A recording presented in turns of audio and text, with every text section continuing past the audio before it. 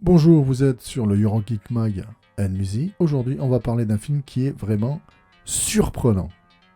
Vous allez voir. On a pris le mec qui a joué dans Twilight et Harry Potter, Robert Pattinson. Étrange choix pour jouer le Batman, qui est normalement un personnage sombre et charismatique, alors que cet acteur s'est illustré dans des films tels que Harry Potter ou Twilight.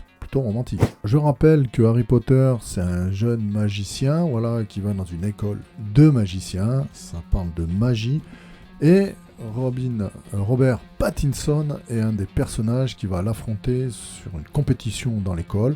C'est dans l'épisode de la Coupe de Feu, dans ce film-là, où à la fin, Grégory, je vous spoil, il meurt. Donc Robert Pattinson a été connu par le biais de ce film-là. Donc ensuite, il s'est illustré dans la série qui est la série de films tirés des romans Twilight. Donc une histoire de vampires où il y a forcément des loups-garous, des gentils, des méchants, etc. C'est extrêmement romantique. Bon voilà, vous allez les voir si vous avez envie, mais il sort quand même d'un univers assez, moi je dirais un peu Barbie quand même. Alors par contre pour Batman, je vous lis son petit historique rapide. Il a été créé en mai 1939 par le dessinateur Bob Kane. Et donc le scénariste c'est Bill Finger, comme les doigts. Il porte un uniforme représentant une chauve-souris afin de lutter activement contre le crime. Bruce Wayne devient un justicier masqué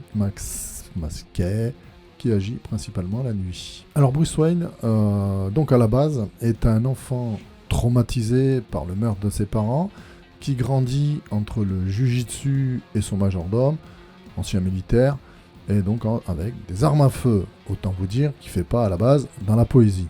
Pour couronner le tout, on a affaire à quelqu'un qui avoisine les 2 mètres avec 120 kg de muscles enragés.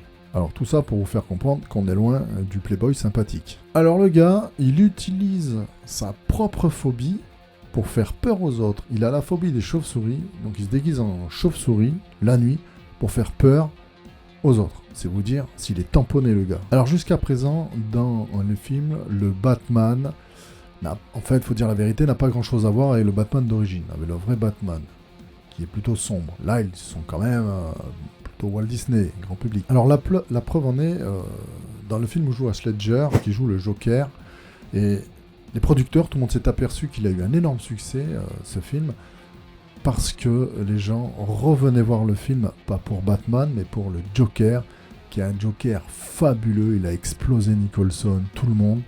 Vraiment, le personnage a une énorme profondeur. Il est bien fou comme on aime les fous. Il est starbé complet. Et il joue merveilleusement bien. Alors dans les autres opus, c'est vrai que les acteurs, les Batman, sont de grands acteurs. Hein. Il y a Val Kilmer, il y a Keaton. Un des derniers, c'est Ben Affleck. Il y a vraiment de grands acteurs qui jouent, mais en fait, ça ne correspond pas du tout au vrai personnage, en fait. C'est très Walt Disney. Et là, alors que je m'y attends pas du tout, qu'est-ce que je vois ? Je vois l'image de The Batman. Je vois que c'est Pattinson qui joue le rôle. Et là, dans ma tête, il se passe un truc bizarre. Qu'est-ce qu'il fout là, le gars ? Qu'est-ce que je fais ? Je me dis, bon, peut-être faire une sieste. Je me lance ça, je regarde. Et là, paf, énorme. Le Batman, il est là. Le vrai, il est là. Alors déjà, il n'y a pas la pleureuse. Alors je vous fais la liste. Qui a perdu papa, qui a perdu maman, qui nous gonfle avec son manque de confiance en lui, qui nous gonfle avec son manque de reconnaissance, qui en veut à la terre entière, et qui a des problèmes relationnels avec les femmes. Et qui nous fait chier, soyons clairs. Alors là, Pattinson, il nous sort un putain de ravagé du cerveau. Le mec, tu le vois bien avec Ragnar, le viking, aller péter du romain, quoi. Alors sa souffrance, tu la vois dans ses yeux. Et tous ceux qui ont eu un vécu pas forcément facile se reconnaîtront. Tu partages. Tu es en empathie. Alors sa rage, tu la ressens. Sa volonté, tu la comprends. Même quand il se fait du mal, tu le comprends. Alors là, c'est un acteur comme il y en a peu, surprise totale. Je dirais que c'est un film hyper bien ficelé, cohérence totale, les acteurs sont au stop, le casting est nickel. Alors je te le conseille, même si à la base comme moi t'es pas trop DC, moi je suis plutôt Marvel, mais là franchement c'est classe, c'est top.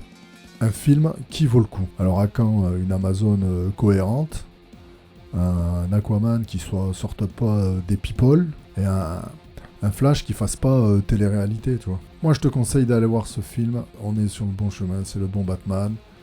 Et si la vidéo t'a plu, regarde les autres qui s'affichent. Bye.